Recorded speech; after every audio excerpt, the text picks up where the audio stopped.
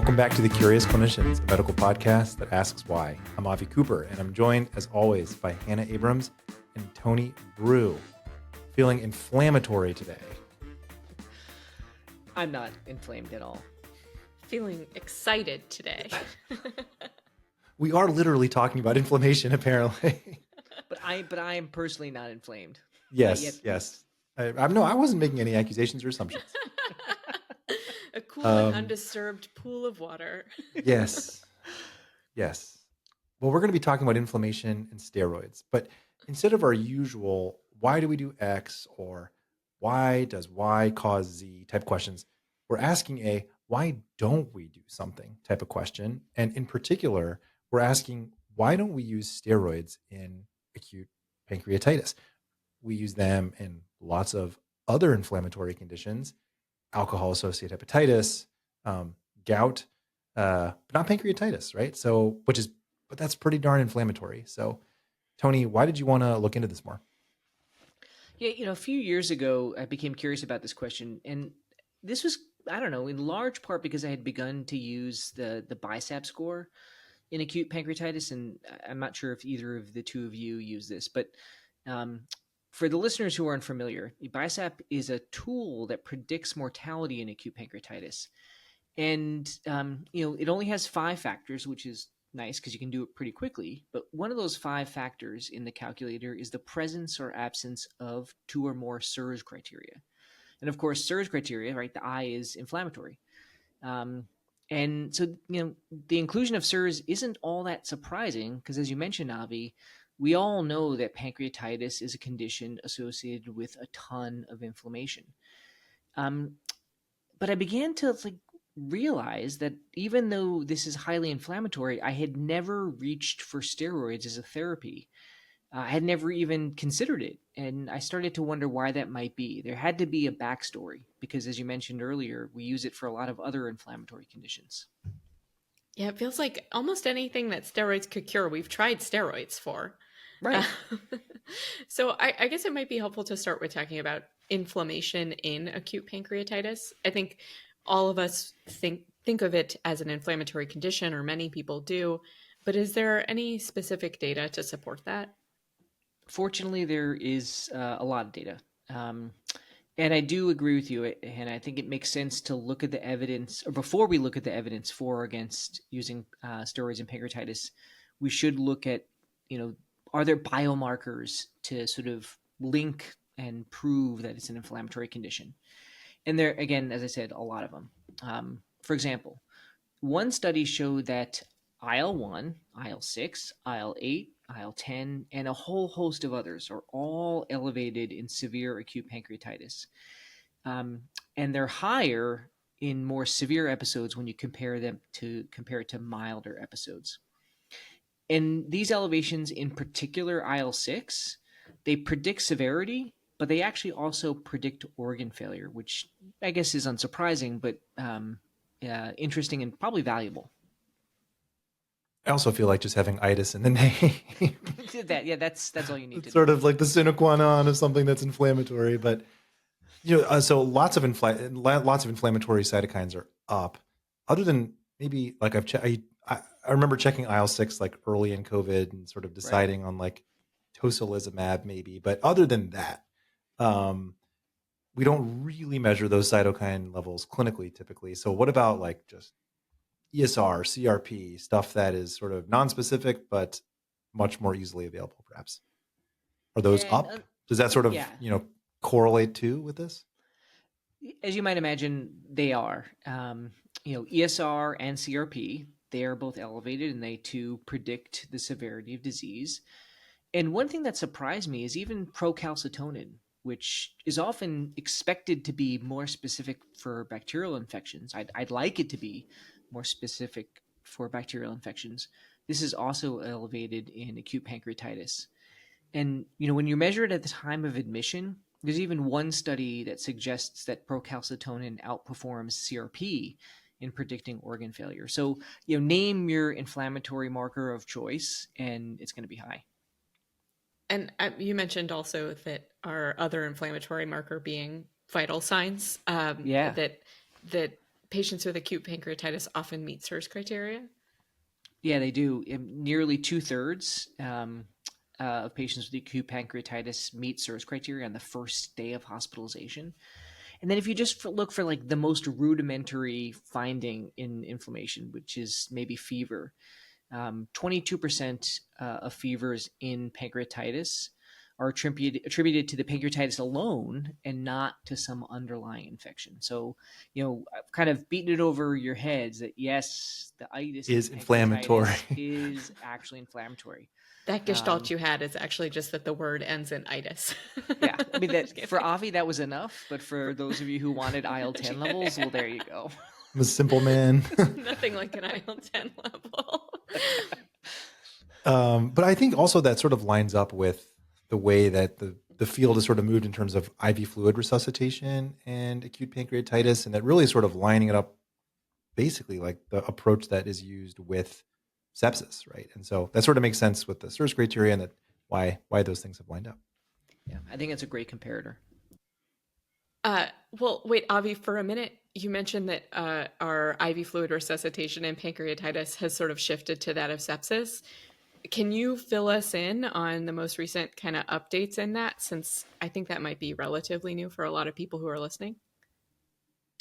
I'm certainly not an expert in this, but in 2022, there was a New England Journal paper, the Waterfall Trial, Aggressive or Moderate Fluid Resuscitation in Acute Pancreatitis. And basically, like early aggressive fluid, they had basically they had worse outcomes, like more volume overload and stuff like that. And so it didn't Less seem is to, more. less is more on that, which is again, sort of with the way that's septic fluid resuscitation over time has gone. So Very cool. Despite your itis. Yes, I remember people talking about the Waterfall Trial. I think it was past the time in which I was in detail keeping with critical care trials. But again, so coming back to the corticosteroids question though, right? So, okay, lots of inflammation, septic-like state. We've certainly started using steroids and other sort of septic-associated syndromes, like the pneumonia, right? Severe pneumonia, Yep. Using hydrocortisone, severe septic shock, right? We're using stress dose steroids, also typically hydrocortisone, ARDS. We're using dexamethasone more frequently now. So We use we're it sort as of, an adjunct for severe COVID, for meningitis. yeah, I mean, yeah. we want to dampen the inflammatory milieu fairly often. Yeah, so I think it's reasonable to think about using corticosteroids in pancreatitis based on these other precedents. So, especially because like we really only have supportive care, IV fluid, early enteral nutrition, pain control. It's sort of almost like harm reduction. So yeah, so it sort of makes sense, Tony. And I think that point about supportive care is really important because, I look at acute pancreatitis as the classic condition where all we have is supportive care. And, for decades, there's this desire, or has been this desire, to find something more targeted. And, back in the 1950s, 1960s, steroids emerged as a potentially promising option. So the first report I could find where steroids were used, in this case unintentionally, but began to be used, was 1952. And so in this case, it was a young woman who had been admitted to Bellevue Hospital with severe hemorrhagic acute pancreatitis. And as a demonstration of the itis, she had a temperature of 103.8 and a white cell count of 18.2 thousand or 18,000. Yeah, I don't think we need an IL-10 level for this one. It sounds like she's very inflamed. Yeah, they did have ESR and CRP, but they didn't offer them in the case write-up. And unfortunately for this woman, it only got worse because on the night of admission, her temperature rose to 106 Fahrenheit, despite the use of ice water enemas. And then when her blood pressure began to fall, they gave her 2 doses of 100 milligrams of cortisone. And this is about the equivalent of 40 milligrams of prednisone. So, a decent dose. And she improved. And, the rest of the hospitalization was certainly rocky. She had periods of euphoria, potentially from the steroids, in which she asked to leave the hospital despite being critically ill. And she ultimately underwent a laparotomy because there was a little bit of diagnostic uncertainty. But this is where I think the person who wrote this up kind of said, okay, yeah, this is a case where steroids worked because the laparotomy confirmed a diagnosis of hemorrhagic pancreatitis. And we can't really know for sure that the steroids helped this woman. Um, maybe they helped the shock, maybe they helped the pancreatitis, maybe they helped both, neither. But this was the first sort of semi-intentional use of the drug for pancreatitis, and to some extent, it was a win. Did anyone follow that up? Did anyone do any more case reports or series? I don't know that there's been back then formal like intentional studies, but there were a lot of case reports. And over the next few years after 1952, more people started to try cortisone in acute pancreatitis. And there were enough cases so that in 1952, Muriel Kaplan, who is a gastroenterologist in Louisiana, he was able to publish a case series of 25 patients with acute pancreatitis treated with cortisone. All recovered after they got it. And some of the recoveries were pretty darn dramatic. They were like, on death's doorstep, and got the cortisone and, improved dramatically. And Kaplan himself recognized that publication bias is likely at play. And, he was pretty careful not to draw too many conclusions from the case reports. But when you read them, they're definitely compelling. And it sort of makes sense that he would have that concern in terms of the publication bias piece, right? Because you can imagine in a case where the patient gets cortisone or other steroid and they don't survive, you might be less inclined to publish that as a negative case report. Yeah, you're not chomping at the bit to demonstrate how you gave someone cortisone and they died. But that's how it should be. But despite the early reports, I mean, it's not something that I remember ever having done. It seems like it really fell out of favor. Why did that happen? Like, was there further analysis? Yeah, it's not because data emerged that they weren't successful. Instead, what seems to have happened is that right around the same time as these case reports where cortisone was helping, there were reports where cortisone was causing acute pancreatitis. And I think there were fears about that association being a bad one. And it's true that this association is probably, there's probably something to it because it's been seen in some contemporary cohorts. And so as an example, a 2013 case control study showed that the odds ratio for acute pancreatitis was about 1.5 for those who were using oral steroids. So there's something there. And I think there was some fear that these drugs maybe are causing pancreatitis. So, hey, maybe we shouldn't use them to treat pancreatitis. I mean, Avi mentioned some examples of other times when we use steroids, but I think of PJP pneumonia or pneumocystis pneumonia, for example, as a thing that can both be caused by steroids and is often adjunctively treated by steroids. Do we know what the mechanism is or whether it might still be beneficial? Yeah, I don't know that we have a sense for the mechanism. It's probably one of those idiosyncratic things that just randomly happens at times. But I think PJP is yeah, exactly. But I think PJP is a good comparator where, okay, yes, it's a risk factor for the development of the disease. But once you have the disease, if it's severe, you can still give the drug. I think what happened, though, is there wasn't enough of a slam dunk that they were effective. And this fear that we were causing cases overwhelmed any potential benefit. And so the steroids cause pancreatitis crowd kind of beat out the steroids treat pancreatitis crowd. And it kind of just went away for decades. Yeah. One thing that's kind of interesting about that case control study is that it looks like they matched for a couple of demographic characteristics, but not why they were being treated with steroids, which seems like those are two different crowds of people. Yeah, for sure. So yeah, it does. It's a great study to bring up because it sort of makes you wonder what else is there. So we've got 1950s case reports and then this long lag. Right. And this 2013 case control study with methodological concerns. So anything like more active and recent, like is this being looked at now? Because I mean, pancreatitis is like you said, Jenny, we don't have a lot to do for it. So it'd be nice to help if steroids did help. Yeah, but there have been some randomized trials in the last few decades. 6, in fact. All were small. All were performed in China, and 3 of them actually had active controls, as opposed to being, say, for example, placebo-controlled. One of the active controls was something called modified dechenchi decoction, which is a traditional Chinese remedy where rhubarb is the predominant ingredient. I don't know if rhubarb is a good treatment for acute pancreatitis, but it was an active control. So I think the studies, we should be cautious about reading too much into the data.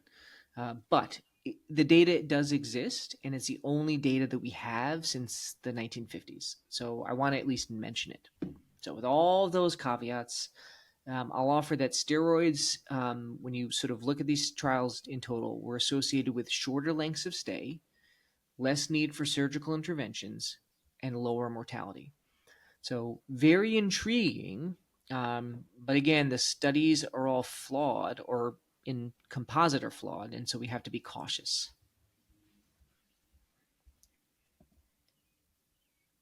Any other studies? So no other RCTs, but there have been some groups who've attempted to do propensity matching. And so one in particular looked at a 2021 cohort where they compared patients treated with and without steroids, and they found lower rates of organ failure and lower rates of multi-organ failure in those who were receiving steroids. And just like the RCTs, the length of stay was again shorter. So again, intriguing, hypothesis generating, but not definitive proof. Yeah, Tony, I feel like you've convinced me and Avi. Like you've convinced us. It seems like someone should do a randomized control trial on this. Is anyone doing that? Yeah, I kind of alluded to this earlier, but someone is. And when I had first looked at this topic back in July of 2018, there were no active studies posted on clinicaltrials.gov. One study had been planned. It was actually by the same guy who developed the BISAP score, but that was later withdrawn, so that wasn't an active study. But a couple of years ago, I learned that a research group at BIDMC had started a trial called the Corticosteroids to Reduce Inflammation in Acute Pancreatitis, or CRISP study. So a nicely named study. And one of the investigators is Mike Danino. He was one of my ICU attendings when I was a resident at BI. I don't know, actually, Avi, did you ever work with Mike? Yeah, he was my team too. Great guy. So he does a lot of cool clinical trials, and he's kind of leading this CRISP study. And it's a multi-center clinical trial, and they're enrolling patients with severe pancreatitis, and they're randomizing them to either 100 milligrams of IV hydrocortisone every 8 hours for 3 days, or a matching placebo. So we're getting, I think, a pretty good placebo-controlled trial. And according to clinicaltrials.gov, we should see results in 2027, 2028. So it's still a few years off. So in the meantime, despite Hannah's enthusiasm, I think warranted enthusiasm. Yeah, you've convinced us. Yeah, I'm not going to go on the record to suggest that people should start using steroids in acute pancreatitis. It's certainly not recommended by any major society. I'm not even sure of any pancreatitis specialists who are recommending it. But sorry, yes, you convinced us about the trial. Yeah, okay, fair enough.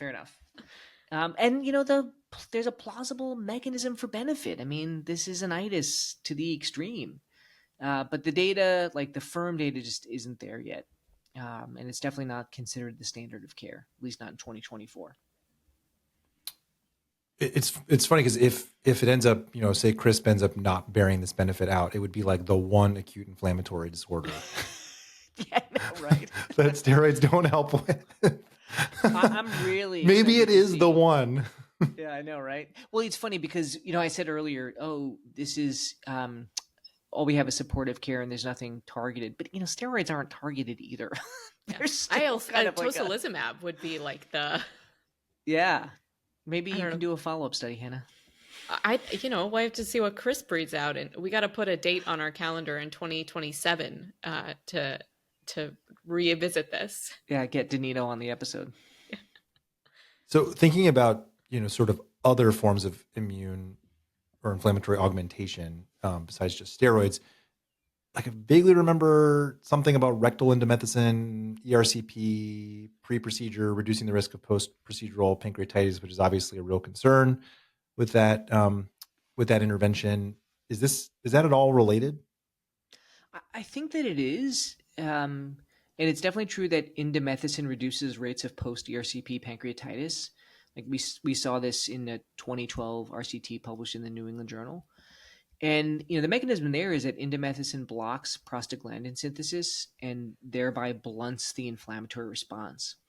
And indomethacin also reduces levels of other inflammatory cytokines. Whether it does all the ones that are up in pancreatitis, I don't know. But I think this is a kind of a peripheral support for the more general discussion of steroids in acute pancreatitis.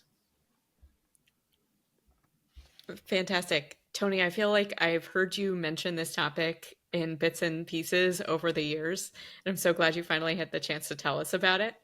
Do you have any take-home points for us? I sure do.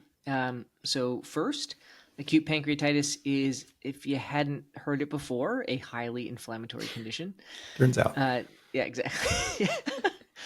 Two, despite early data suggesting there may be a benefit to steroids in acute pancreatitis, they've fallen out of favor and are not currently recommended. But three, my hope is that the CRISP study will give us more clear answers. So stay tuned for some results in 2027-28. Fantastic. That wraps up another episode of The Curious Clinicians. Thank you as always for joining us. Claire Morgan of notearly.com is our audio editor, and Giancarlo Bonomo is a producer for the show. You can join our mailing list at curiousclinicians.com to stay up to date on episode releases and have detailed notes delivered directly to your inbox. You can subscribe to our Substack at thecuriousclinicians.substack.com. And you can watch a video of this episode on our YouTube channel, The Curious Clinicians Podcast. Physicians and other healthcare professionals can earn CME and MOC credits from VCU Health just for listening to this episode. For more information, visit ce.vcuhealth.org/curiousclinicians. And as always, certainly today, the information contained in this episode is for educational and entertainment purposes only and does not constitute medical advice. Until next time, we've been the Curious Clinicians.